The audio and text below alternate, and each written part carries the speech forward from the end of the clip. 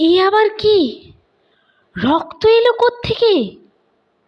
ঠাকুরের দেহ দিয়ে রক্ত ছুটে বেরুচ্ছে। রোমকূপ দিয়ে পিচকারির বেগে রক্ত ছুটছে চতুর্দিকে। চারপাশের লোকের গা ভিজে গেল সেই রক্তে। কিশোরীর ঘরের মাটি লেপা বেড়ার গায়ে এসে পড়ল রক্তের ধার। সর্বত্র রক্তরঞ্জন। এ কি হলো? এমন তো কখনো দেখিনি। কীর্তনে রক্ত, শুভ্র সূচিকর্মে এ শোণিত সংকেতের অর্থ কি?